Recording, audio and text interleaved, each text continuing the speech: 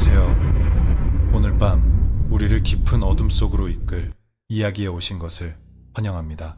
여러분, 가장 평온해 보이는 장소, 예를 들면 사찰 같은 곳이 사실은 가장 무서운 비밀을 숨기고 있을지도 모른다고 생각해 보신 적 있나요? 오늘 밤 저는 자신이 무서움을 모른다고 생각하며 산 사람은 밤에 절대 발을 들여서는 안 될 곳에 돈을 받고 일하러 갔던 한 남자의 이야기를 들려드리려고 합니다. 그와 함께 오싹한 공포를 체험할 준비가 되셨나요? 준비되셨다면 구독 버튼 누르는 것 잊지 마시고 이제 이야기를 시작하겠습니다. 네, 오늘 밤 이야기는 태국의 한 시골 마을에서 시작됩니다. 지도에서 보면 문명과 꽤 동떨어진 작은 점으로나 보일 법한 그런 마을이었죠. 대부분의 주민들은 소박하게 밭을 갈고 농사를 지으며 살아갔습니다. 그리고 이런 마을에는 을의 마음의 중심이 되는 사찰이 있기 마련이죠.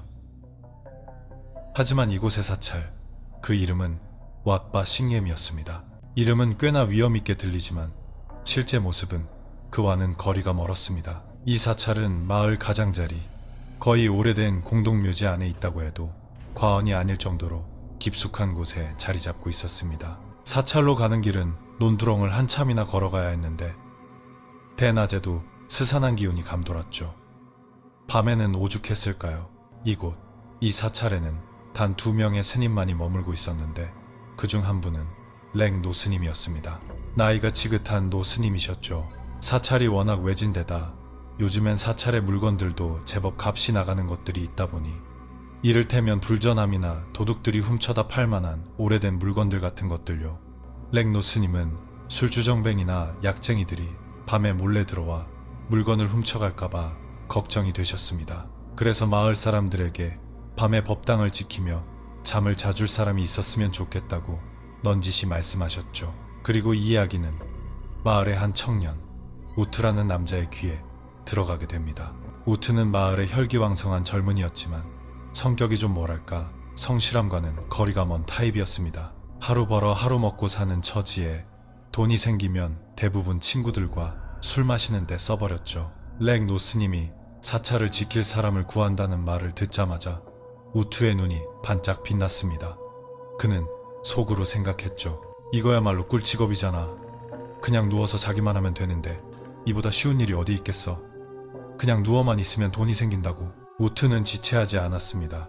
그날 오후 그는 곧장 왓바 싱리즈로 향했습니다. 도착하자마자 그는 승방 마루 밑에서 차를 마시고 계신 랭 노스님께 곧장 다가가 절을 올렸습니다. 노스님, 듣자 하니 밤에 법당을 지키며 잘 사람을 구하신다고요? 우트는 평소 그의 성격과는 다르게 아주 의욕적인 목소리로 말했습니다. 랭 노스님은 천천히 찻잔을 내려놓고 우트의 얼굴을 바라보셨습니다. 그래, 네 말이 맞다. 그런데 무슨 일이냐? 노스님이 되물었습니다. 제가 자원해서 지키겠습니다, 노스님. 우트는 크고 또렷한 목소리로 대답했습니다. 랭 노스님은 잠시 침묵했습니다. 그는 무언가 저울질하는 듯 우트의 얼굴을 뚫어지게 쳐다보셨죠. 네가 정말로 여기서 자겠다고? 이놈아, 무섭지도 않으냐? 여긴 밤이 되면 꽤나 으스스한 곳이란 말이다. 그 말을 들은 우트는 웃음을 터뜨렸습니다. 웃음소리. 에이, 노스님, 제가 귀신을 무서워할 리가요. 그는 손을 내저으며 말했습니다. 귀신이 사람보다 무서울 게 뭐 있겠습니까? 제가 무서운 건 딱 하나, 술 사 마실 돈 없는 것뿐입니다. 말을 마친 그는 다시 한번 웃었습니다. 우투의 생각은 정말로 그랬습니다. 그는 이런 미신적인 이야기를 전혀 믿지 않는 강골이었거든요. 귀신이나 신령 이야기는 그저 어른들이 아이들을 겁주려고 지어낸 이야기라고 생각했죠. 그는 사찰에서 잠을 자는 것이야말로 식은 죽먹기라고 여겼습니다. 힘 하나 안 들이고 그냥 누워있기만 하면 아침에 술 사 마실 돈이 생기는데 이보다 더 편한 일이 어디 있겠어요. 랭 노스님은 우트가 그렇게나 완강하게 버티는 것을 보고 가볍게 한숨을 내쉴 뿐이었습니다. 그래, 정 그렇다면 네 말대로 하거라. 노스님이 말씀하셨습니다. 오늘 밤부터 돗자리랑 베개 챙겨와서 법당에서 자거라. 뭐 별거 할 건 없다. 그냥 잘 살피다가 이상한 소리가 들리거나 누가 몰래 들어오는 것 같으면 큰 소리만 내서 쫓아내면 된다. 우투는 힘차게 대답했습니다. 문제 없습니다, 노스님. 오늘 밤 꼭 오겠습니다. 그는 노스님께 작별 인사를 하고 아주 기분 좋게 사찰을 나섰습니다. 곧 다가올 하룻밤이 자신의 인생을 영원히 바꿔놓을 것이라는 사실은 꿈에도 모른 채 말이죠. 그리고 우투가 하룻밤을 지새워야 할 그 법당은 세상에 대낮에 본 모습만으로도 소름이 끼칠 정도였습니다. 그 법당은 아주 오래된 건물이었습니다. 전체가 목조로 지어져 수십 년의 세월 동안 비바람을 견뎌냈죠. 한때 칠해져 있었을 페인트는 벗겨져 원래 색을 거의 알아볼 수 없었고, 법당의 기둥 하나하나는 한 사람이 겨우 껴안을 수 있을 만큼 컸지만 곳곳에 흰개미가 갉아먹은 흔적이 보였습니다. 가장 중요한 것은 이 법당이 단순히 불공을 들이고 시주를 하는 평범한 법당이 아니라는 점이었습니다. 이 동네 사람들은 모두 알고 있었죠. 왓바 싱금의 법당은 바로 시신을 안치하는 곳이라는 사실을요. 이 마을에서 누가 죽든 곱게 죽든 험하게 죽든 그들의 시신은 모두 이 법당에 안치되어 추도식을 거행해야만 했습니다. 한번 상상해 보십시오. 관을 바치던 나무 침상, 수십 년간 나무에 깊숙이 배어버린 향과 염료의 냄새. 그보다 더 무서운 것은 곱게 죽지 못한 시신들이었습니다. 노인들이 이른바 핏다이홍, 즉 원혼이라고 부르는 것들이죠. 차에 치여 죽거나 물에 빠져 죽거나 심지어 목을 매달아 죽은 사람들까지 이들의 시신은 이곳에 안치되어 며칠 밤낮으로 독경이 이어진 후에야 사찰 뒤편의 낡은 화장터에서 화장되었습니다. 한번 생각해 보세요. 아직 원한에 사무친 영혼, 미련을 버리지 못한 영혼이 어디를 맴돌겠습니까? 바로 이 법당이 아니겠습니까? 어떤 마을 사람들은 밤늦게 용기를 내어 사찰 옆을 지나가다 보면 법당에서 흐느끼는 듯한 울음소리가 희미하게 들려온다고 말했습니다. 어떤 이들은 그 위에서 사람의 그림자가 어른거리는 것을 봤다고도 했죠. 하지만 우트는 그런 이야기에 전혀 관심이 없었습니다. 그에게 법당은 그냥 법당일 뿐, 지붕이 덮인 커다란 침대이자 천장 선풍기까지 완비된 곳이었죠. 무서울 게 뭐가 있겠어요. 그는 정말 그렇게 생각했습니다. 그리고 그날 밤이 찾아왔습니다. 우투의 사찰, 경비원으로서의 첫날 밤이었죠. 해가 지평선 너머로 사라지자 어둠이 빠르게 왓바 싱님을 뒤덮기 시작했습니다. 우투는 휘파람을 불며 기분 좋게 사찰 안으로 들어섰습니다. 그의 손에는 작은 아이스박스와 낡은 돗자리, 그리고 베개 하나가 들려 있었죠. 그는 법당 위로 올라가 주위를 휙 둘러보았습니다. 오호, 꽤 넓은데 그는 혼잣말을 했습니다. 그는 법당 가장 안쪽 구석에 자리를 잡았습니다.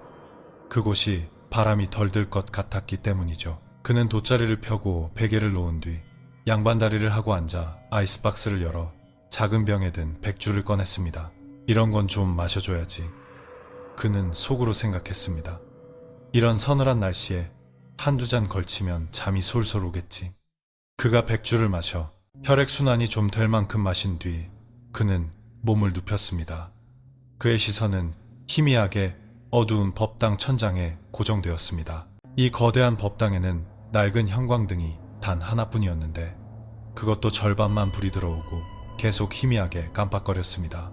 그 희미한 노란 불빛은 주변을 밝히는데 전혀 도움이 되지 않았습니다.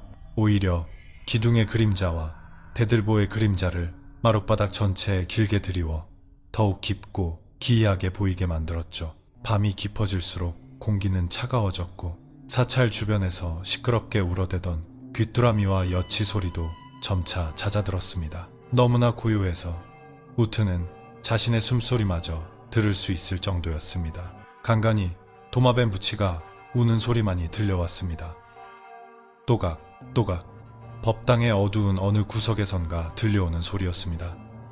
나무에 깊이 배어든 오래된 향 냄새가 간간히 코끝을 스쳤습니다. 우트는 두세 번 몸을 뒤척였습니다. 언제 아침이 오려나. 그는 나지막이 투덜거렸습니다. 하지만 그가 마신 백주의 기운 때문이었을까요?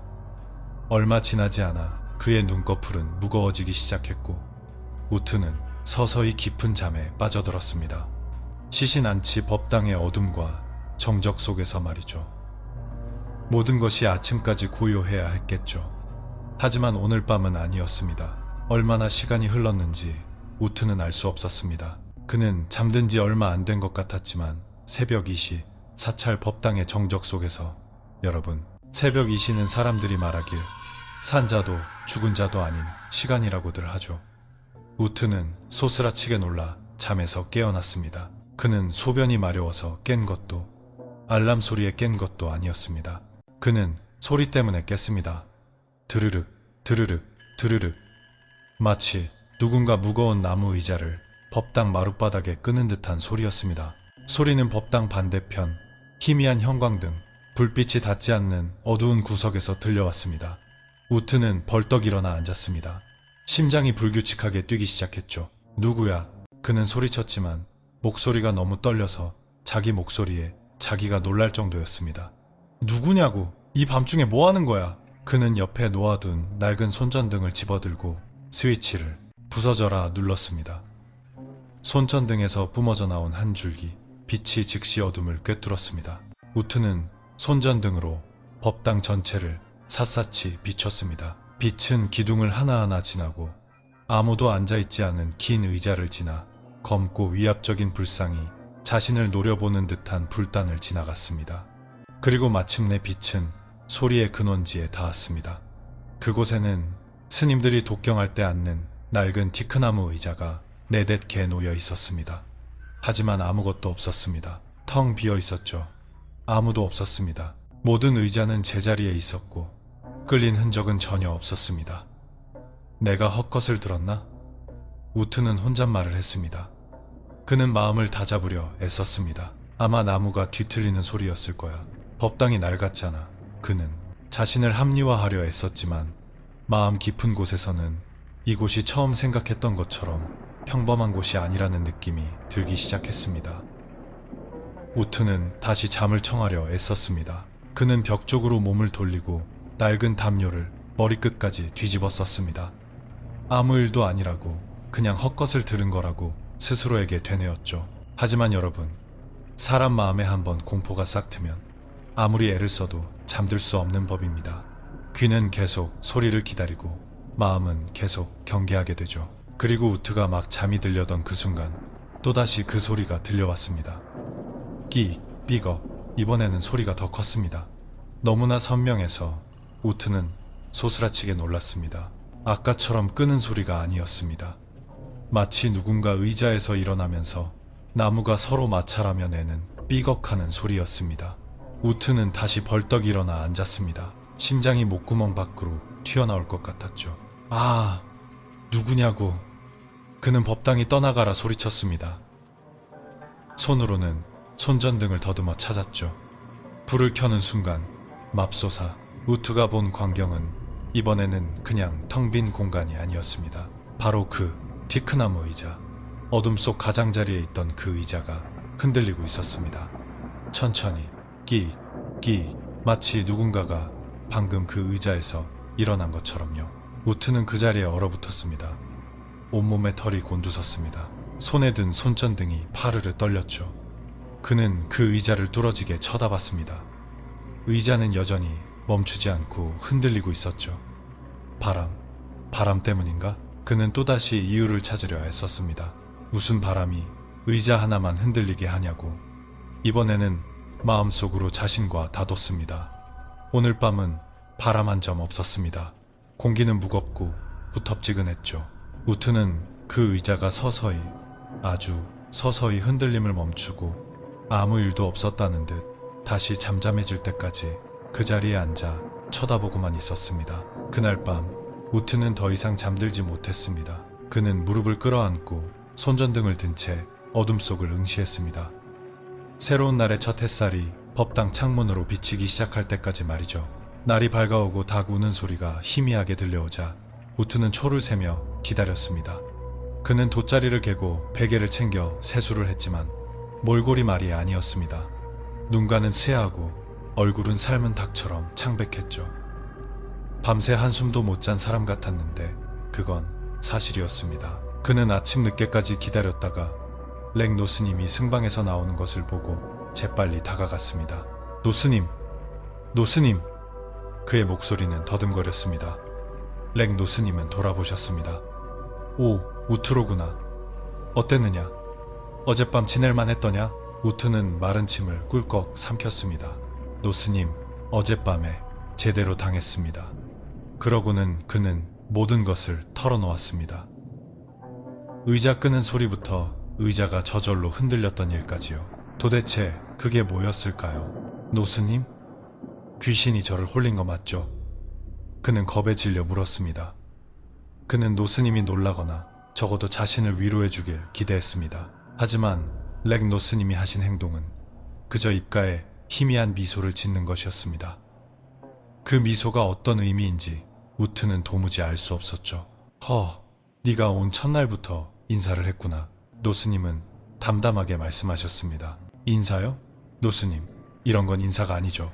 이건 대놓고 겁주는 겁니다. 렉 노스님은 천천히 고개를 저었습니다. 그는 손을 들어 우투의 어깨를 잡았습니다. 우투야, 내 말을 잘 듣거라. 그는 진지한 목소리로 말했습니다. 이곳, 이 법당에는 주인이 있다. 너와 내가 태어나기 훨씬 전부터 있었지. 주인이요? 우투는 기어들어가는 목소리로 물었습니다.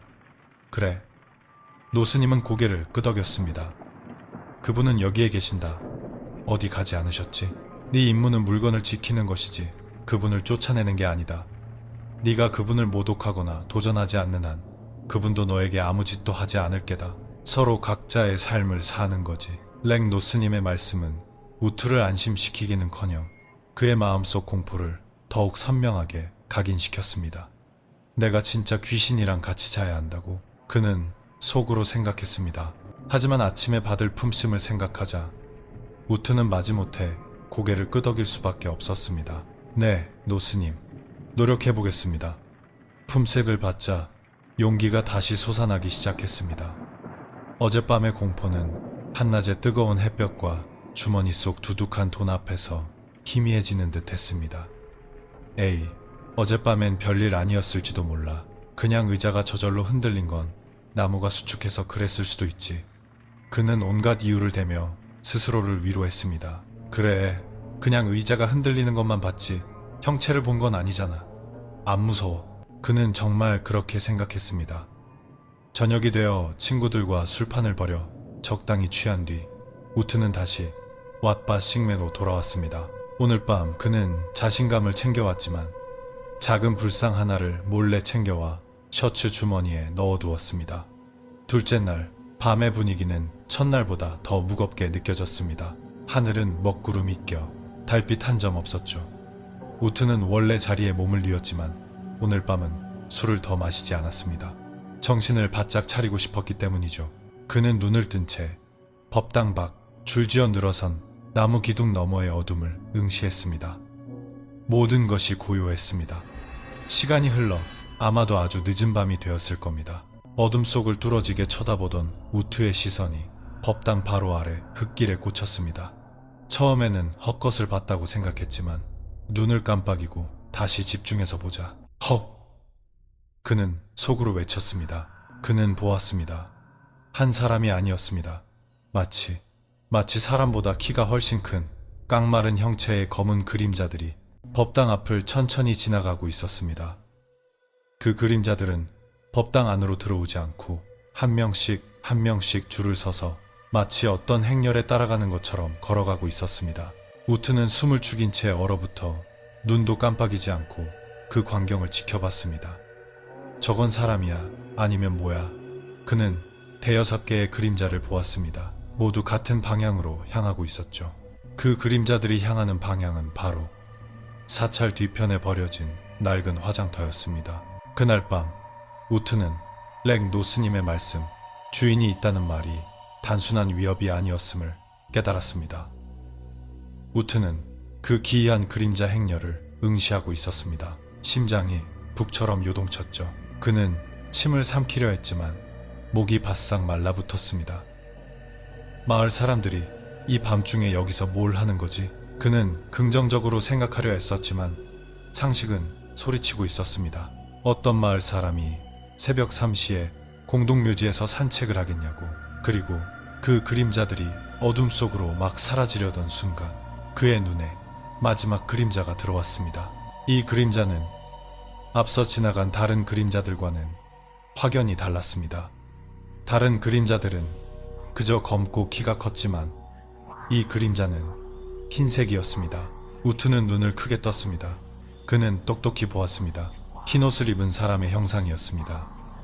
긴 흰옷, 마치 시신에게 입히는 수의와도 같았죠. 그 형상은 고개를 숙인 채 걷고 있었는데 걸음걸이 또한 매우 이상했습니다.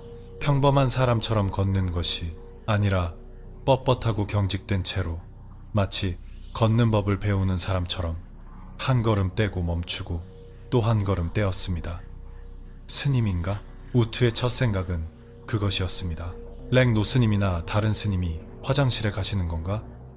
그는 스스로를 안심시키기 위해 그렇게 생각하려 했었습니다. 그는 용기를 내어 조심스럽게 몸을 일으켜 법당 가장자리로 살금살금 다가가 스님들의 승방 쪽으로 고개를 내밀어 보았습니다. 멀리 떨어진 두 채의 승방은 칠흑같이 어두웠습니다. 불빛 하나 새어나오지 않았죠. 문은 굳게 닫혀 있었습니다. 젠장! 우투는 속으로 욕을 내뱉었습니다. 스님이 아니라면 아까 그 흰옷은 도대체 뭐지? 그는 재빨리 화장터 쪽으로 고개를 돌렸습니다. 하지만 지금은 아무것도 없었습니다. 오직 어둠과 정적만이 감돌았죠. 그 흰옷의 형상은 사라졌습니다. 사찰 뒤 공동묘지의 어둠 속으로 말이죠. 우투는 재빨리 자신의 자리로 뒷걸음질 쳐 돌아왔습니다. 그는 셔츠 주머니에 넣어두었던 불상을 꺼내 꽉 쥐었습니다. 고작 이틀 밤 만에 이 정도를 겪다니. 그는 몸을 떨며 앉아 있었습니다. 그때의 공기는 으스스할 정도로 차가웠지만 식은땀이 비오듯 흘렀습니다. 그날 밤 공포는 그의 심장을 절반 가까이 잠식해버렸습니다. 또 하룻밤이 지났지만 우트는 여전히 돌아왔습니다. 여러분은 궁금하시겠죠? 그 정도로 당했는데 왜 그만두지 않았을까 하고요. 앞서 말씀드렸듯이 바로 돈 때문이었습니다. 품색은 달콤했죠. 게다가 그의 고집센 성격도 한몫했습니다. 그림자랑 소리만 들었지 제대로 본 것도 아니잖아. 그는 계속 그렇게 자신을 타일렀습니다. 하지만 마음 깊은 곳에서는 두려움과 함께 분노가 치밀어 올랐습니다. 이것들이 날 놀리려고 작정했나? 그는 속으로 생각했습니다. 나를 겁주고는 사라져버리다니. 마치 조롱당하고 시험당하는 듯한 느낌이 우투처럼 강력한 사람의 마음속에서 피어오르기 시작했습니다. 셋째 날 밤 우투는 향 한 묶음을 들고 돌아왔습니다. 오늘 밤 그는 자지 않았습니다. 그는 법당 중앙기둥에 등을 기댄 채 가부좌를 들고 앉아 어둠 속을 뚫어지게 응시했습니다. 어디 한번 나와봐. 똑똑히 좀 보자고. 시간이 흘러 새벽 1시, 이 시가 되어도 아무 일도 일어나지 않았습니다. 의자 끄는 소리도 그림자가 지나가는 일도 없었죠. 너무나 조용해서 오히려 이상할 정도였습니다. 이런 고요함이야말로 심장을 옥죄어 왔습니다. 우트는 더 이상 참을 수 없었습니다. 나랑 숨바꼭질이라도 하자는 건가? 좋아. 그는 향 묶음을 집어들고 불단으로 걸어가 불을 붙였습니다. 향의 불이 활활 타오르자 연기가 법당 전체로 퍼져나갔습니다. 그는 향로에 향을 꽂고 두 손을 모아 합장했습니다. 하지만 그의 입에서 나온 말은 기도가 아니었습니다. 이 법당에 깃든 것이 귀신이든 뭐든 간에 그는 법당이 떠나가라 소리쳤습니다. 만약 너희들이 진짜 존재한다면 지금 당장 내 앞에 나타나 보란 말이야. 이 두 눈으로 똑똑히 볼 수 있게 말이다. 개처럼 숨어서 날 겁주지 말고 너희들이 얼마나 대단한지 한번 보고 싶다고. 우투의 목소리는 고요한 법당 전체에 울려 퍼졌습니다. 그리고 그것은 그가 결코 내뱉지 말았어야 할 도전이었습니다. 우투의 오만한 도전의 외침이 법당 전체에 울려 퍼진 후 그는 숨을 헐떡이며 서 있었습니다. 심장이 쿵쾅거렸죠. 두려움 때문이 아니라 분노와 객기 때문이었습니다. 그는 법당의 어두운 구석구석을 뚫어지게 쳐다봤습니다. 어디 한번 나와봐. 그는 속으로 외쳤습니다. 하지만 여러분, 뒤이어 일어난 일은 요란한 소리나 갑작스러운 등장이 아니었습니다. 그것은 침묵이었습니다. 단순한 침묵이 아니라 손에 잡힐 듯한 침묵이었죠. 사찰 주변에서 시끄럽게 울어대던 귀뚜라미와 밤벌레 소리가 완전히 터졌습니다. 나뭇잎을 살랑이게 하던 가벼운 바람도 멈췄습니다. 매일 밤 울어대던 도마뱀 부치 소리마저 사라졌습니다. 마치 온 사찰이 진공 상태에 빠진 것처럼 고요했습니다. 우투는 그 자리에 얼어붙었습니다. 방금 전까지 넘쳐 흐르던 용기와 객기는 사라지기 시작했습니다. 그 자리는 등골을 타고 흐르는 오싹한 감각으로 채워졌습니다. 주변 공기가 갑자기 무거워졌습니다. 마치 무언가가 법당 전체의 분위기를 짓누르는 듯 했습니다. 방금 자신이 직접 불을 붙인 향 연기는 여전히 피어오르고 있었지만 위로 솟아오르지 않고 불단 앞에서 빙빙 맴돌 뿐이었습니다. 마치 어딘가에 갇힌 것처럼 말이죠. 우투는 마른 침을 꿀꺽 삼켰습니다. 방금 그가 외친 도전은 이제 곧 누군가가 응답할 초대장과 다름없었습니다. 그는 손에 든 불상을 꽉 쥐고 원래 있던 기둥으로 뒷걸음질쳐 몸을 기댔습니다. 시선은 사방을 훑었습니다. 그리고 이 정적이야말로 가장 소름 끼치는 정적이었습니다. 무언가의 등장을 기다리는 정적이었죠. 우트는 기둥에 기댄 채 몸을 굳히고 희미하게 어두운 법당 전체를 훑어보았습니다. 다 어디로 사라진 거야? 그는 중얼거렸습니다. 내 향이 무서워서 도망갔나? 그는 애써 농담을 던졌지만 마음속 목소리는 전혀 웃고 있지 않았습니다. 그는 그렇게 눈이 빠져라 쳐다보고 있었습니다. 그리고 그때 그의 시야 끝, 법당 반대편 긴 의자, 그가 예전에 의자가 저절로 흔들리는 것을 봤던 바로 그곳에 우트는 숨을 멈출 뻔했습니다. 그는 헛것을 본 것이 아니었습니다. 희미한 어둠 속에서도 선명했습니다. 사람이 앉아 있었습니다. 여러분, 그 긴 의자 위에 정말로 사람이 앉아 있었습니다. 희미한 색의 옷을 입은 여자의 형상이었습니다. 그녀는 약간 옆으로 앉아 있었죠. 그녀는 조각상처럼 미동도 없이 가만히 앉아 있었습니다. 우투의 머리털을 곤두서게 만든 것은 그녀의 머리카락이었습니다. 그녀의 머리카락은 너무나 길어서 헝클어진 채 얼굴 전체를 가리고 있었습니다. 그녀는 고개를 숙이고 있었습니다. 바닥을 보며 꿈쩍도 하지 않았죠. 우투의 몸이 머리부터 발끝까지 차갑게 식었습니다. 누구야? 그는 목소리를 쥐어짜려 했지만 목구멍에서만 맴돌 뿐이었습니다. 비구니 스님인가? 아니야. 다른 스님인가? 그것도 아니야. 그의 머릿속은 혼란스러웠습니다. 본능만이 한 가지 사실을 알려주고 있었습니다. 저것은 사람이 아니라고. 하지만 우트는 감히 확신할 수 없었습니다. 그는 떨리는 손으로 손전등을 서서히, 아주 서서히 들어 올렸습니다.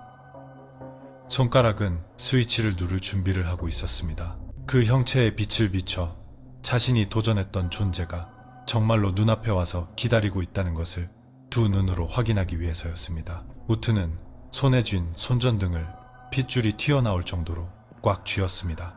손바닥에는 식은땀이 흥건했죠. 그냥 빛만 비춰보는 거야. 그는 속으로 되뇌었습니다. 사람이면 알게 되겠지. 하지만 만약 아니라면 그는 더 이상 생각할 수 없었습니다. 다리가 마치 수톤의 무게에 짓눌린 것처럼 무거웠습니다. 일어나 도망치고 싶었지만 몸이 뇌의 명령을 따르지 않았습니다. 그저 그 여자의 형상을 뚫어지게 쳐다보며 그 자리에 얼어붙어 있을 뿐이었습니다. 그리고 우투가 빛을 비출지 아니면 도망칠지 결심하려던 바로 그 순간 고개를 숙인 채 미동도 없던 긴 머리에 여자의 형상이 움직이기 시작했습니다. 오, 세상에. 그것은 평범한 사람이 고개를 돌리는 그런 움직임이 아니었습니다. 아니, 전혀 아니었죠. 그것은 아주 느린 움직임이었습니다. 보는 사람의 심장이 잠을 정도로 느렸죠. 턱이 가슴에 닿을 정도로 푹 숙여져 있던 그녀의 머리가 서서히, 아주 서서히 우투 쪽으로 돌아가기 시작했습니다. 그 움직임에는 소리가 동반되었습니다. 상상이 가시나요? 어떤 소리였을지. 바싹 마르고 삐걱거리는 목뼈 관절이 비틀리는 소리. 우두둑, 우두둑, 우두둑. 마른 나뭇가지가 부러지기 직전의 소리 같았습니다. 그 우두둑하는 소리는 법당의 정적 속에서 너무나 선명하게 들렸습니다. 얼굴을 가리고 있던 긴 머리카락도 그 움직임을 따라 서서히, 아주 서서히 걷히기 시작했습니다. 그때 우투는 어땠을까요? 눈물이 쏟아져 나올 것 같았습니다. 눈을 질끈 감고 싶었지만 그럴 수 없었습니다. 마치 어떤 힘이 그에게 강요하는 것 같았죠. 보라고, 네가 잘난 척하며 도전했던 결과를 똑똑히 보라고 말입니다. 그 형상의 목은 계속해서 비틀리고 비틀리고 비틀렸습니다. 마침내 헝클어진 머리카락 아래 숨겨져 있던 얼굴이 우투와 정면으로 마주하게 될 때까지, 그리고 마침내 머리카락 아래 숨겨져 있던 얼굴이 고개를 들어 우투와 눈을 맞췄습니다.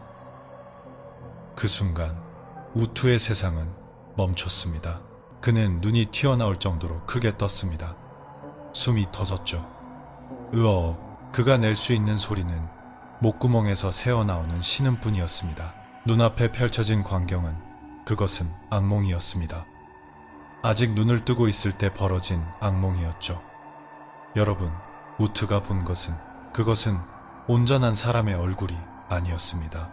혹은 정확히 말하자면 반쪽짜리 얼굴이었습니다. 네, 잘못 들으신 게 아닙니다. 얼굴의 한쪽, 왼쪽은 여전히 젊은 여자의 윤곽을 유지하고 있었습니다. 만약 온전한 상태였다면 꽤 아름다운 사람이라고 불렸을지도 모를 정도였죠. 피부는 창백했지만 아직 사람의 피부처럼 보였습니다. 하지만 다른 한쪽, 오른쪽은, 오, 세상에, 더 이상 피부라고 할 수 없었습니다. 엉망진창이었죠. 불에 타서 마이클리엠 녹아내린 살점 때문에 피부가 쪼그라들고 당겨져 입이 삐뚤어져 안쪽 이빨이 보일 정도였습니다. 뺨의 피부는 썩어 문드러져 일부는 수처럼 검게 변했고 일부는 떨어져 나가 하얀 광대뼈가 드러나 있었습니다. 그리고 가장 끔찍한 것은 눈이었습니다. 왼쪽 눈, 아직 온전한 쪽의 눈은 우투를 뚫어지게 눈도 깜빡이지 않고 응시하고 있었습니다. 하지만 오른쪽 눈은 없었습니다. 텅 빈 안허가 어둡게 뚫려 있었고 그 안에서 진득한 고름 같은 것이 천천히 흘러내리고 있었습니다. 이것이 바로 우투가 잘난 척하며 소리쳤던 도전에 대한 대답이었습니다. 이제 주인이 직접 나타나 그의 소원대로 똑똑히 보여주고 있었습니다. 우투는 비명을 지르고 싶었지만 소리가 나오지 않았습니다. 도망치고 싶었지만 다리가 움직이지 않았습니다. 그는 그저 심장이 쳤을 듯한 공포에 사로잡혀 반은 귀신, 반은 사람인 그 얼굴을 쳐다보며 얼어붙어 있을 뿐이었습니다.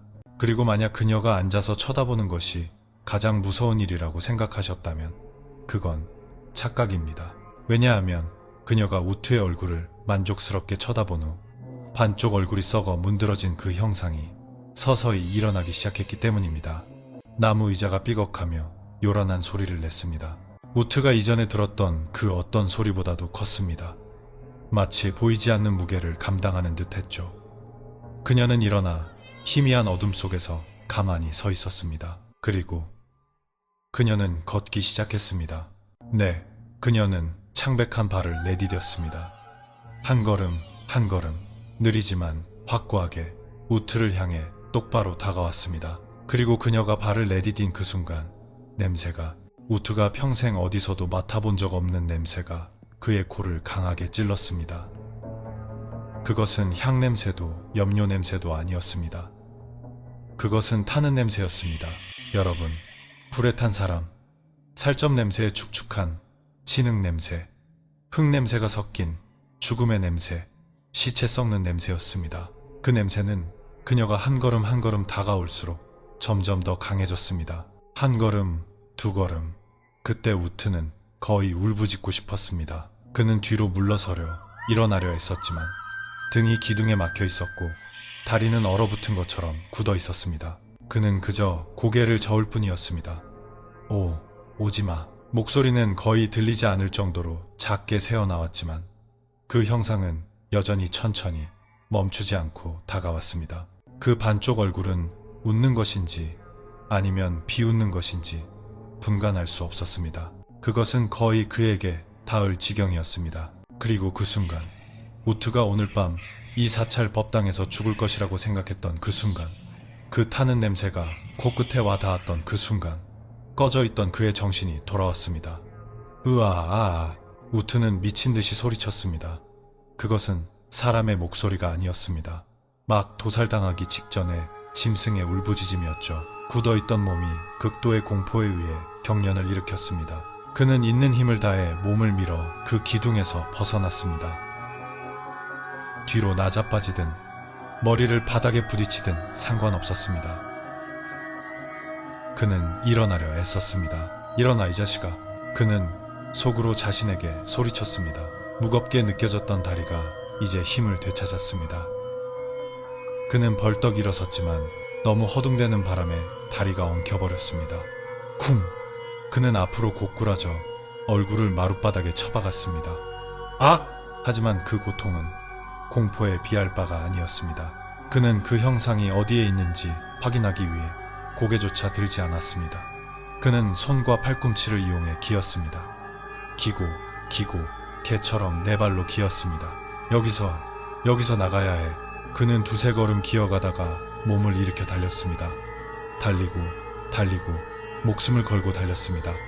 돗자리, 베개, 손전등, 말할 것도 없죠. 술병, 불상도 모두 그 자리에 버려두었습니다. 그 순간 살아남는 것보다 중요한 것은 아무것도 없었습니다. 우트는 달리고 법당에서 뛰어내려 사찰 마당을 가로질러 사찰문을 통과했습니다. 단 한순간도 뒤를 돌아볼 용기가 없었죠. 그는 어둠 속을 달려 논두렁길로 돌아갔습니다. 넘어지고 구르면서도 머릿속에는 오직 자신의 비명소리만이 울려 퍼졌습니다. 귀신이다. 귀신이 나타났다. 다음날 아침 햇살이 밝게 비쳤지만 우투에게는 밤중과 다를 바 없었습니다. 그는 사찰로 돌아오지 않았습니다. 이른 아침 렉 노스님은 법당에 나와 우투의 물건들, 돗자리, 베개, 손전등, 술병이 모두 그 자리에 널려있는 것을 보았습니다. 이놈 어디로 사라진 거야? 노스님은 그저 중얼거릴 뿐이었습니다. 시간이 흘러 거의 정오가 되어서야 우투의 모습이 사찰에 나타났습니다. 하지만 그의 몰골은 오 세상에 엉망진창이었습니다. 옷은 갈기갈기 찢겨 있었고 온몸은 진흙투성이었습니다. 눈가는 차하고 눈동자는 넋이 나간 사람처럼 초점이 없었죠. 그는 몸을 떨며 걸어와 렉 노스님의 발치에 쓰러져 절을 했습니다. 노스님, 그의 목소리는 쉰 소리였습니다.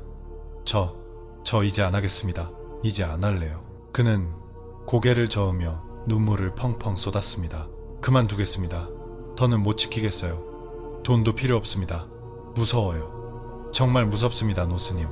렉 노스님은 이제 더 이상 예전의 오만한 모습이 남아있지 않은 우투의 얼굴을 바라보며 길게 한숨을 내쉬었습니다. 그래, 내가 그럴 줄 알았다. 네가 버티지 못할 줄 알았지. 난 또 네가 대단한 줄 알았더니. 우투는 여전히 몸을 떨며 멈추지 않았습니다. 그건 뭐였습니까? 노스님? 그 여자는. 렉 노스님은 잠시 침묵한 후 이야기하기로 결심했습니다.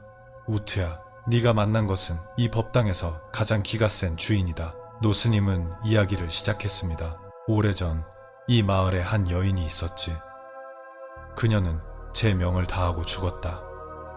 그런데 문제는 화장할 때 일어났어. 그 여인의 시신을 화장하던 날 갑자기 비가 억수같이 쏟아졌지. 장마철도 아니었는데 눈을 뜰 수 없을 정도로 말이야. 그래서요? 우트는 떨리는 목소리로 물었습니다. 화장터에 불이 꺼져버렸지. 노스님이 대답했습니다. 장의사가 아무리 애를 써도 불이 다시 붙지 않았어. 결국 시신이 다 타지 못했지. 다 타지 못했다고요? 우트는 소름이 돋아 되물었습니다. 그래. 노스님은 천천히 고개를 끄덕였습니다. 시신은 반만 타고 나머지 반은 그대로 남아있었지. 유족들이 서두르는 바람에 그냥 그대로 묻어버렸어. 계속 화장하지 않고 말이야. 그래서 그녀의 영혼은 아직 이곳에 묶여있는 게다. 어디로도 가지 못하고 몸이 온전치 못하니 그녀는 계속 법당과 화장터를 맴돌며 누군가 자신을 마저 태워주기를 기다리고 있는 거지. 우투는 그 말을 듣고 얼굴이 더욱 창백해졌습니다. 그럼 제가 본 것이 그래. 노스님은 짧게 대답했습니다. 바로 그녀 본인이었을 게다 우트는 벌떡 일어섰습니다. 저 이만 가보겠습니다, 노스님. 제 물건들은 다 필요 없습니다. 사찰에 다 기증하겠습니다. 그는 렉노스님께 허둥지둥 절을 하고는 두 번째로 사찰에서 도망치려 했습니다. 잠깐만 이놈아. 렉노스님이 그를 불러 세웠습니다. 왜요, 노스님? 전 정말 아무것도 필요 없습니다. 제발 저를 여기에 더 있게 하지 마세요. 우트는 애원했습니다. 그래, 네가 가려는 건 안다. 노스님은 차분하게 말했습니다. 하지만 가기 전에 나 좀 도와주지 않겠느냐? 뭘요? 우트는 경계하며 물었습니다. 법당 뒤 창고에 내가 어제 노란색 가방을 깜빡 잊고 두고 왔다. 내가 무릎이 아파서 계단을 오르내리기가 힘들구나. 노스님은 법당 뒤쪽을 가리키며 말했습니다. 우트는 얼굴을 찡그렸습니다. 법당 뒤 창고라니. 법당이라는 말만 들어도 질색이었습니다. 어서 가보거라. 노스님이 등을 떠밀었습니다. 금방이야. 그냥 가방만 가져오면 돼. 대낮인데 아무 일 없을 게다. 우트는 마지못해 걸어갔습니다. 다리가 후들거렸죠. 그는 법당을 돌아 뒤쪽에 있는 작은 나무 문으로 향했습니다. 그곳은 보통 잠겨있는 창고였지만 오늘은 살짝 열려 있었습니다. 우트는 침을 삼켰습니다. 그는 천천히, 아주 천천히 낡은 나무 문을 밀었습니다. 끼익, 문 경첩 소리가 귀를 찢을 듯 했습니다. 문이 열리자 훅 하고 곰팡내, 먼지 냄새, 낡은 나무 냄새가 그의 얼굴을 덮쳤습니다. 창고 안은 대낮임에도 불구하고 어두컴컴했습니다. 빛이 거의 들어오지 않았기 때문이죠. 눈이 어둠에 익숙해지자 우투는 거의 뒤로 넘어갈 뻔했습니다. 젠장, 그는 속으로 욕을 내뱉었습니다. 왜냐하면 창고 안에 있는 것은 관이었기 때문입니다. 아직 사용하지 않은 낡은 관과 이미 사용한 관들이 서로 기대어 쌓여 창고를 가득 메우고 있었습니다. 어떤 관에는 검은 얼룩, 마치 고름이 나타난 자국 같은 것이 묻어 있었습니다. 노란 가방. 우트는 중얼거렸습니다. 그는 이 방에 단 1초도 더 머물고 싶지 않았습니다. 그는 허둥지둥 시선을 돌렸습니다. 저기 있다. 그는 창고 가장 안쪽 구석에 놓인 한 관 뚜껑 위에 노란 가방이 놓여 있는 것을 발견했습니다. 아, 노스님은 왜 하필 이런 곳에 물건을 잊어버리시는 거야? 우트는 속으로 투덜거렸지만 들어갈 수밖에 없었습니다. 다리가 떨렸지만 걸음을 옮겨야 했죠. 그는 늘어선 관들 사이에 좁은 틈을 비집고 지나가려 애썼습니다. 그는 어떤 관에도 몸이 닿지 않으려 노력했습니다. 짚고 바로 튀는 거야. 그는 속으로 되뇌었습니다. 그는 점점 더 깊숙이 가장 안쪽 구석으로 들어갔습니다. 저기 있다. 노란 가방. 그는 보았습니다. 한 관 뚜껑 위에 놓여 있었죠. 그의 손이 덜덜 떨렸습니다. 그는 떨리는 손을 뻗어 그 가방을 잡으려 했습니다. 그리고 그의 손가락 끝이 가방에 막 닿으려던 그 순간 쿵! 우트는 멈칫했습니다. 그가 헛것을 들은 걸까요? 그는 숨을 죽이고 가만히 서 있었습니다. 쿵! 쿵! 쿵! 이번에는 확실했습니다. 나무가 뒤틀리는 소리가 아니었습니다. 밖에서 나는 소리도 아니었습니다. 그것은 두드리는 소리였습니다. 둔탁하고 무거운 소리. 마치 누군가 안에서 무거운 것으로 두드리는 듯한 소리였습니다. 우트는 그 자리에 얼어붙었습니다. 그는 천천히, 아주 천천히 주위를 둘러보았습니다. 소리는 어디서 나는 걸까? 쿵, 쿵, 쿵. 이번에는 소리가 연달아 들렸습니다. 그리고 그것은 바로 옆 노스님의 가방이 놓여있는 바로 그 관에서 나는 소리였습니다. 마치 누군가 혹은 무언가가 그 안에 갇혀 빠져나오기 위해 두드리는 것 같았습니다. 젠장! 이번에는 우트가 속으로 생각한 것이 아니었습니다. 그는 정말로 소리쳤습니다. 그는 뒤로 물러서다 다른 관에 등을 세게 부딪혔습니다. 악! 아팠지만 공포가 고통을 집어삼켰습니다. 쿵, 쿵, 쿵, 쿵, 쿵. 안에서 나는 소리는 점점 더 빨라졌습니다. 마치 밖에 사람이 있다는 것을 안 것처럼 말이죠. 우투는 두 손을 모아 빌었습니다. 제가 아닙니다. 저는 그냥 가방만 가지러 왔을 뿐입니다. 그는 누구에게 말하는지도 모른 채 애원했습니다. 그리고 그가 돌아서서 목숨을 걸고 도망치려던 그 순간 두드리는 소리가 멈췄습니다. 갑자기 말이죠. 창고 안은 다시 정적에 휩싸였습니다. 멈췄다. 우트는 약간 안도했습니다. 내가 헛것을 들었나? 하지만 그의 생각이 끝나기도 전에 삐걱, 끼익, 나무 소리였습니다. 나무가 뒤틀리는 소리였죠. 우트는 천천히, 아주 천천히 고개를 돌려 바라보았습니다. 그가 본 광경에 그는 거의 주저앉을 뻔했습니다. 관뚜껑, 노스님의 가방이 놓여있던 바로 그 관뚜껑이 열리고 있었습니다. 활짝 열린 것이 아니라 천천히, 아주 천천히 틈이 벌어지고 있었습니다. 관뚜껑 사이의 틈이 1인치, 2인치씩 서서히 넓어지고 있었습니다. 안 돼. 우트는 고개를 저었습니다. 다리가 움직이지 않았습니다.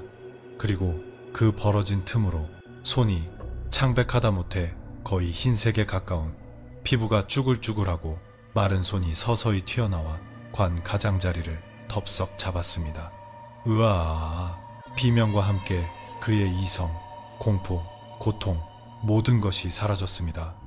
우트는 뒤돌아 달렸습니다. 그는 길을 막는 관들을 쾅쾅 부딪히며 달렸습니다. 그는 신경 쓰지 않았습니다. 넘어지면 다시 일어났고 넘어지면 또 일어났습니다. 달리고 그 지옥 같은 창고에서 빠져나와 법당을 지나 계단을 뛰어내려 왓바싱에서 도망쳤습니다. 뒤도 돌아보지 않고 그리고 다시는 돌아오지 않았습니다. 창고에서 관이 열리는 사건 이후 우투가 귀신을 보고 혼비백산하여 사찰에서 도망쳤다는 소문이 온 마을에 퍼졌습니다. 물건이고 품툭이고 아무것도 챙기지 않고 말이죠. 게다가 그날 이후로 우트는 마을에서 자취를 감췄습니다. 그는 다른 곳으로 일하러 갔다고 합니다. 그는 친척들에게 귀신을 지키는 것보다 다른 일을 하는 게 낫겠다고 말했답니다. 이 사건은 왓바싱님의 공포를 더욱 확실하게 각인시켰습니다. 마을의 그 누구도 돈을 받고 사찰에서 밤을 지새우겠다는 용기를 내지 못했습니다. 심지어 입만 살았던 술 주정뱅이들조차 우트의 이야기를 듣고는 입을 꾹 다물었습니다. 렉노스님은 그저 고개를 저을 뿐이었습니다.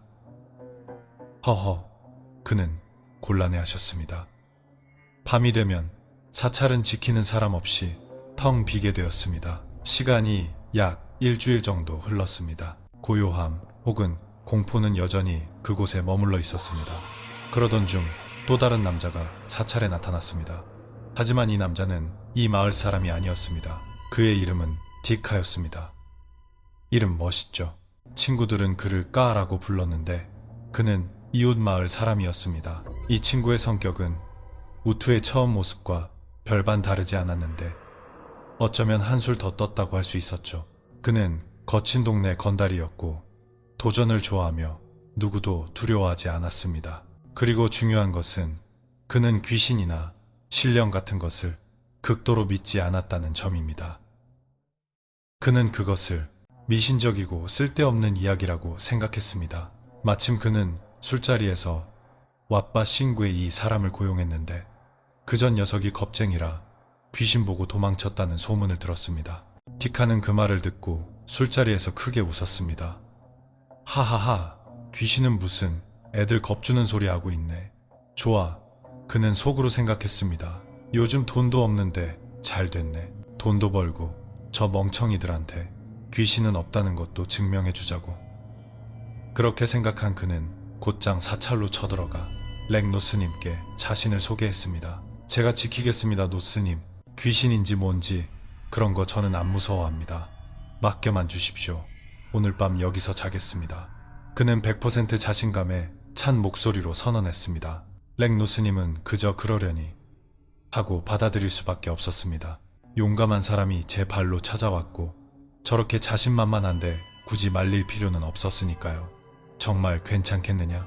노스님은 마지막으로 물었습니다. 물론입니다, 노스님. 디카는 크고 또렷한 목소리로 대답했습니다. 귀신이 진짜 있다면 제가 목을 꺾어서 노스님께 보여드리겠습니다. 오 여러분, 그의 입담은 우트를 한 단계 뛰어넘었습니다. 그날 밤 디카는 법당을 지키러 왔지만 빈손으로 오지 않았습니다. 그는 불상도 술도 아닌 라디오를 가져왔습니다. 작은 구식 트랜지스터 라디오, 큰 건전지를 넣어야 하는 그런 것이었죠. 그는 속으로 생각했습니다. 나는 저 우투놈처럼 귀뚜라미 소리나 나무 뒤틀리는 소리 따위에 신경 쓰지 않을 거야. 그는 귀신 소리가 노래 소리를 이길 수 있겠냐고 생각했습니다. 저녁이 되자 티카는 돗자리를 펴고 다리를 뻗고 누워 라디오를 켰습니다. 주파수를 맞추자 치지직하는 잡음이 법당을 가득 채웠고 마침내 태국 트로트 음악 채널을 찾았습니다. 오예! 노래소리가 법당에 울려 퍼졌습니다. 그는 발을 까딱거리며 편안하게 노래를 따라 불렀습니다. 어디 있냐? 귀신아, 나와. 같이 춤이나 출까? 웃음소리. 시간이 흘러 저녁 8시, 9시, 10시가 되었습니다. 모든 것이 조용했습니다. 아무 일도 일어나지 않을 정도로 조용했죠. 의자 끄는 소리도 그림자가 지나가는 일도 없었습니다. 거봐, 저 우투놈이 겁쟁이라 헛것을 본 거야. 그는 졸리기 시작했습니다.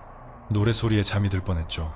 그런데 노래가 끝나고 DJ가 말하기를 기다리는 그 찰나의 순간 법당이 잠시 조용해졌을 때였습니다. 킥! 응? 티카의 귀가 쫑긋 섰습니다. 킥! 킥! 여자가 웃는 소리였습니다. 킥킥거리는 가벼운 웃음소리. 마치 웃음을 참으려는 듯한 소리였지만 너무나 선명해서 티카는 벌떡 일어나 앉을 수밖에 없었습니다. 누구야? 그는 소리쳤습니다. 애들이 몰래 들어와서 불전함 동전이나 훔치려는 건가? 그는 분명 사람일 거라고 생각했습니다. 그는 손전등을 집어 법당 전체를 샅샅이 비췄습니다. 치익.